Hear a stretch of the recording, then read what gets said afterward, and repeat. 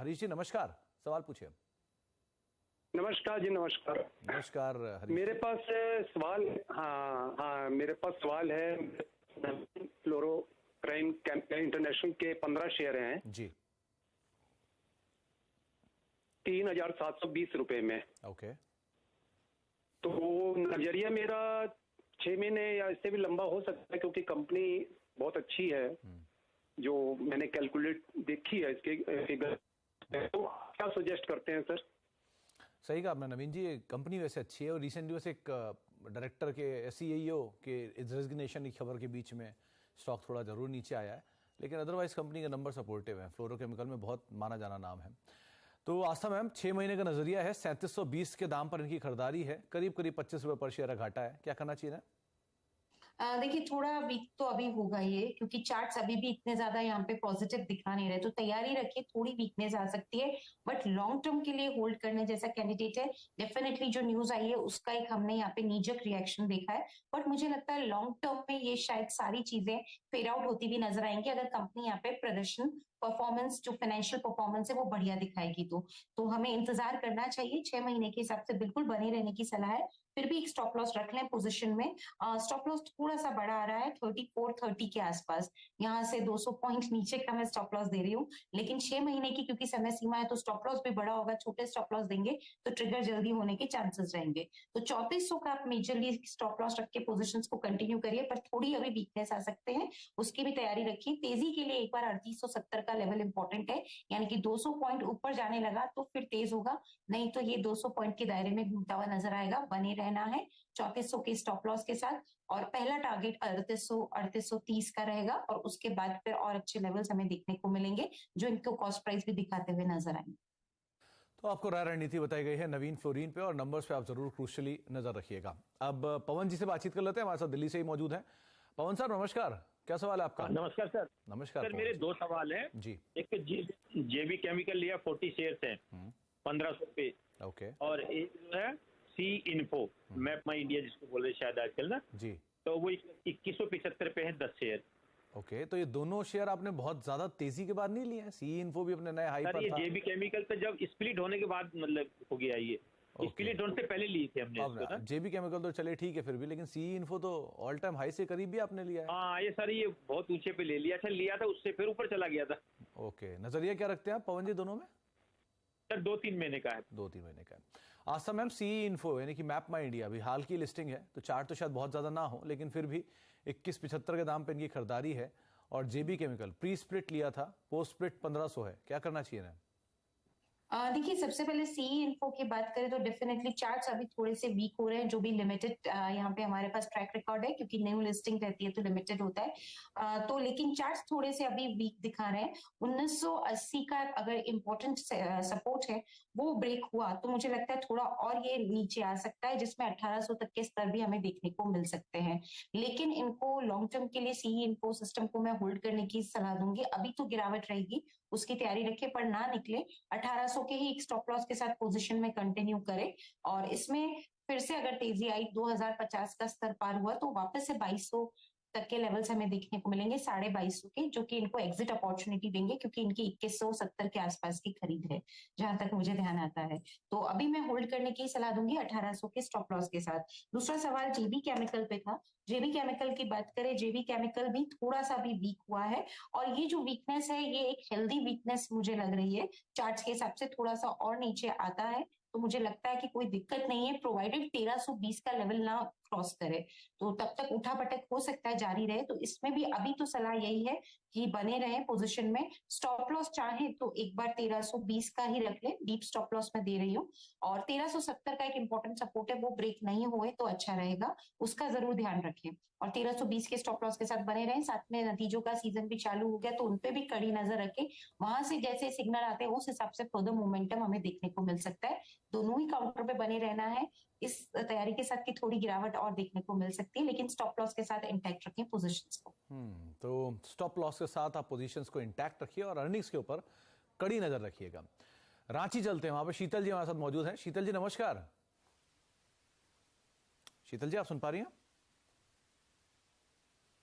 चलिए जी, शीतल जी आपको आवाज आ रही है मेरी? हाँ जी सर, आ रही है। जी सवाल पूछिए। हाँ सर, मेरे पास सर 2 शेयर की बात करनी है। एक है गार्डन रिच जी। वो 500 के भाव पर सर 100 शेयर है। ओके। और एक है सारमा एसजीएस। शर्मा एसजीएस ये 500, हाँ 530 के भाव में 200 शेयर है सर। ओके। मैं कह रहा था कि ये चलेगा या फिर उसे सेल करके मुझे एवलॉन टेक्नोलॉजी कैसा लगता है सर, उसे लेनी थी। ओके, तो ये गार्डन रीच तो आपका ऑलरेडी इतना चल चुका है, अभी और आपको उम्मीद है इसमें चलने की? जी सर, उसी उम्मीद के लिए फोन किया सर। वो चल सकती है क्या? 900 हजार हो सकती है या फिर उसे मैं सेल कर दूं? चलिए, तो Aastha ma'am, garden reach ship builder 500 रुपए का इनकी खरीदारी है, 800 रुपए हो चुका है ऑलरेडी, 300 रुपए पर शेयर का प्रॉफिट है, प्लस सिरमा एसजीएस, ये दोनों इनके पास हैं। इनसे निकलकर ये नए शेयर में निवेश करना चाह रहे हैं, तो क्या लग रहा है इनके चार्ट्स को देख के, क्या बने रहें या निकल जाए इनमें से किसी में? देखिए, गार्डन रीच में तो जरूरत नहीं लगती है, बने रहिए, बेटर रहेगा। चाहे से तो 770 का एक स्टॉप लॉस रख लें, यहाँ से 30-40 रुपए नीचे। अगर वो ट्रिगर होता है और उसके नीचे जाने लगता है तो फिर मुनाफा वसूल करिए, बाकी रखने की जरूरत नहीं लग रही है, क्योंकि ये थोड़ा सा अभी कंसोलिडेट हो रहा है डेली चार्ट पे गार्डन रीच बिल्डर्स। और अगर इसने तेजी पकड़ी तो मेरे को लगता है एक बार 820 के ऊपर ये गया तो फिर बढ़िया तेजी एक बार पकड़नी चाहिए, फिर वो 850 से लेके 970 तक के भी लेवल्स दिखा सकता है। तो 820 830 का लेवल इंपॉर्टेंट है, उसको ध्यान रखें, बने रहिए पोजीशन में। 770 का स्टॉप लॉस लगाइए, अभी निकलने की जरूरत लगती नहीं है इस काउंटर से। दूसरा सवाल इनका सिरमा एसजीएस पे था। सिरमा एसजीएस की अगर हम यहाँ पे बात करें तो ये काउंटर भी वैसे तो ठीक ही लग रहा है, थोड़ा सा वीक हुआ है और इतना तेज हो गया है तो ये एक हेल्दी करेक्शन लग रहा है, प्रोवाइडेड कि कोई नेगेटिव न्यूज रिजल्ट्स की तरफ से ना आए तो मेरे हिसाब से इसमें भी निकलने की अभी तो कोई जरूरत लगती नहीं, बने रहिए। स्टॉप लॉस इसमें जरूर 590 का रखना है। सिरमा एसजीएस की मैं यहाँ पे बात कर रही हूँ, 500 के स्टॉप लॉस के साथ अभी अपनी पोजीशन को उसमें भी कंटिन्यू रखे। इनिशियल टारगेट हमें जो देखने को मिलेगा वो एक बार 670 का रहेगा और उसके बाद फिर और अपसाइड का लेवल दिखाता हुआ नजर आएगा। तो दोनों काउंटर्स को होल्ड रखिए, अभी ना निकले और स्टॉप लॉसेस के साथ बने रहिए। तो शीतल जी, आप दोनों स्टॉक्स में बने रहिए, सो फार तो कहीं निकलने की जरूरत नहीं है। और बाकी आस्था मैम की ये राय है, बाकी किसी और स्टॉक में नया निवेश करना हो तो, मतलब कोई भी निवेश करना हो नया, तो आप नई पूंजी से कर सकते हैं, लेकिन फिलहाल तो इनमें बने रहिए, राय दी गई आपको। कीर्ति कुमार हमारे साथ मौजूद है केरला से बातचीत करने के लिए। कीर्ति जी नमस्कार, सवाल पूछिए।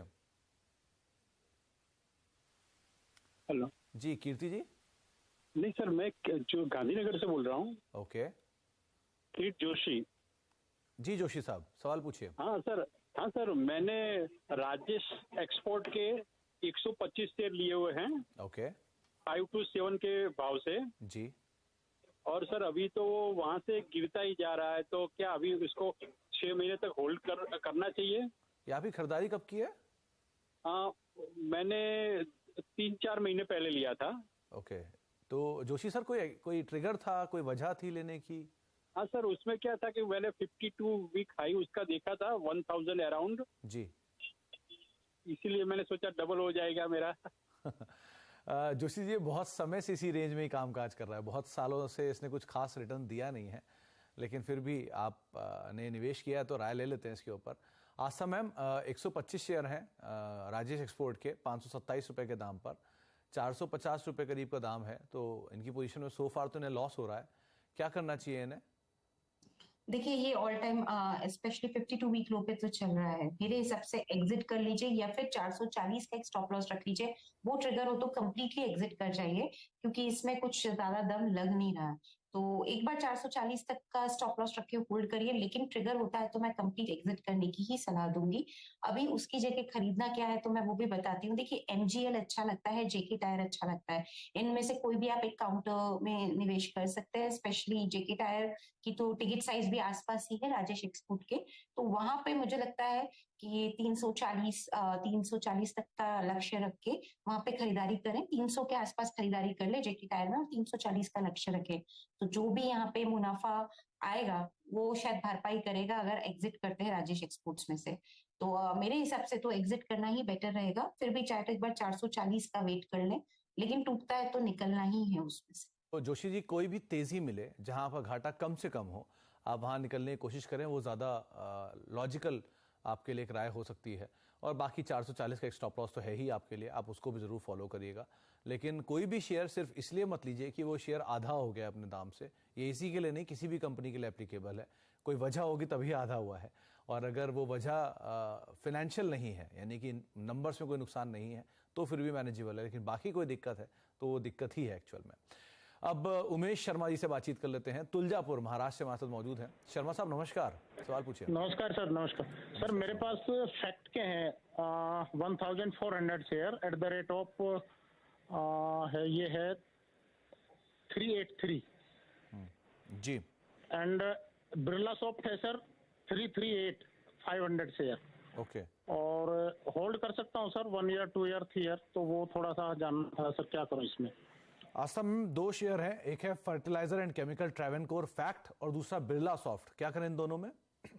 देखिए फर्टिलाइजर जो फैक्ट वाला शेयर है एंड केमिकल ट्रावनकोर बहुत तेज हो गया है। इनफैक्ट आज भी काफी बढ़िया चाल इसने दिखाई है। जब इस तरह की तेजी आती है तो थोड़ा सा संभल जाइए। मैं ये बोलती हूँ कि या तो स्टॉप लॉस के साथ होल्ड करें, अगर स्टॉप लॉस ट्रिगर होता है तो मुनाफा वसूल करके निकल जाए, तो वो एक बेटर स्ट्रैटेजी होगी। क्योंकि आज जिस तरह से इसने क्लोज दिया है बहुत तेज वाला, हो सकता है कि कल थोड़ा और तेजी ये दिखाए, तो अभी आप होल्ड कर लीजिए।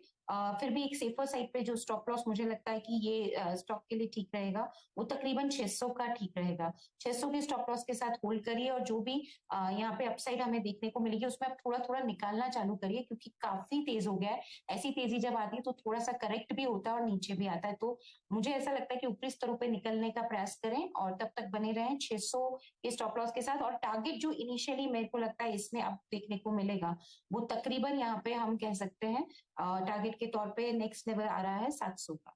700 के टारगेट के आसपास थोड़ा सा मुनाफा जरूर वसूल करें। जी, तो 700 के आसपास आप थोड़ा मुनाफा वसूल कर लें।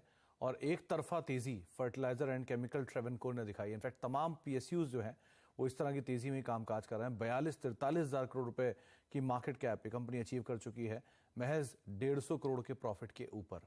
तो इस लिहाज से जरा ध्यान रखिएगा, 67 के मल्टीपल पे ये स्टॉक कामकाज कर रहा है। आमतौर पे पीएसयूज इतने महंगे मल्टीपल पे होते नहीं है, लेकिन 67 के मल्टीपल पे कामकाज कर रहा है तो थोड़ा महंगी साइड पर है।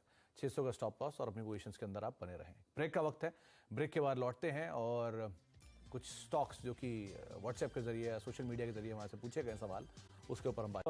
आस्था मैम से ज़्यादा सवाल लेते हैं जो सोशल मीडिया के जरिए हमारे पास आ रहे हैं। पहला सवाल विकास का आया है, उनके पास जीएनएफसी के शेयर हैं, करीब 150 शेयर हैं 645 रुपए के दाम पर। आस्था मैम, क्या राय आपकी? जी बिल्कुल, मेरे हिसाब से जीएनएफसी को भी होल्ड करने की ही सलाह रहेगी। स्टॉप लॉस लगाएंगे 625 का और टारगेट इसमें रखेंगे इनिशियली 725 का, उसके बाद 760 का। ओके। अजय कुमार साहब पूछ रहे हैं, इनके पास डिक्सन टेक के शेयर हैं 4500 रुपए के दाम पर, क्या करना चाहिए इन्हें? जी बिल्कुल, डिक्सन टेक्नोलॉजीज की बात करें तो होल्ड करने की सलाह रहेगी 5040 के स्टॉप लॉस के साथ, और इसमें जो टारगेट इनको रखना है वो तकरीबन 5620 का पहला रहेगा और उसके बाद 5800 का दूसरा। आशीष मिश्रा साहब पूछ रहे हैं कि क्या केआरबीएल में इस समय पर निवेश करना चाहिए? अच्छी अपॉर्चुनिटी आपको दिख रही है क्या इस भाव पे? नहीं, केआरबीएल में अभी नहीं दिख रही है, क्योंकि ये और नीचे आएगा। मेरे हिसाब से अभी ना निवेश करें। नीचे में हो सकता है कि एक बार 350 360 तक आए, तब वहां पे देखिएगा। वो भी उसके बाद थोड़ा फंडामेंटल भी देख लीजिएगा, रिजल्ट अच्छा है तो ही करिए, नहीं तो छोड़ दीजिए, कोई दिक्कत नहीं। ओके। सूरत साहब पूछ रहे हैं कि हैप्पीएस्ट माइंड में क्या करें? 876 रुपए के दाम पर खरीदारी है, 620 शेयर इनके पास हैं, कल नंबर्स भी हैं इसके, क्या करना चाहिए? देखिए होल्ड करना चाहिए। जिस तरह से यहाँ पे मोमेंटम आ रहा है, मुझे लगता है कि ठीक ही रहना चाहिए ये स्टॉक, तो अभी तो बने रहने की ही सलाह है। स्टॉप लॉस ट्रिक लगाएंगे तकरीबन 820 का। इसमें ऊपर में मुझे लगता है कि एक बार अगर नतीजे अच्छे आए तो ये हमें एक बार 890 से लेके 900 तक जाता हुआ नजर आना चाहिए, तो अभी तो बने रहे स्टॉप लॉस के साथ, जो कि 820 के स्तर पे आ रहा है। गरिमा पांडे जी पूछ रहे हैं, इनके पास रेड टेप के शेयर हैं 5520 के दाम पे, रिसेंटली डीमर्ज्ड एंटिटी है, क्या करें इसमें? ये जी बिल्कुल, सुमित एक बार वापस से स्टॉक का नाम बोलो। रेड टेप वो मिर्जा से डीमर्ज हुआ जो। यस रेड टेप की बात करें तो अभी होल्ड किया जा सकता है, थोड़ा सा हो सकता है रेंज बाउंड रहे। तकरीबन रेंज रहेगी 460 से 540 के बीच में, लेकिन अगर 540 का स्तर पार हुआ तो और भी बढ़िया तेजी इस काउंटर पे हमें देखने को मिलेगी। सो मेरे हिसाब से यहाँ पे बने रहना है 570 के टारगेट के लिए। स्टॉप लॉस के तौर पे चाहे तो 510 का एक स्तर रख सकते हैं। जाते जाते जोमैटो 99 रुपए के दाम पे खरीदारी है रंजना जी का, क्या करना चाहिए ना? जोमैटो होल्ड करने की सलाह है, ये बढ़िया तेजी में लग रहा है। एक 100 रुपए के स्टॉप लॉस के साथ होल्ड करें, क्योंकि 90 का खरीदा हुआ है, ट्रिगर भी हुआ स्टॉप लॉस, तो दिक्कत नहीं है। ऊपर में मुझे लगता है एक बार 130 तक के स्तर ये हमें दिखाता हुआ नजर आएगा। चलिए, बहुत बहुत शुक्रिया आस्था मैम हमारे साथ मौजूद रहने के लिए, बाजार पर बातचीत करने के लिए। और सभी शेयरों पर राय रखने के लिए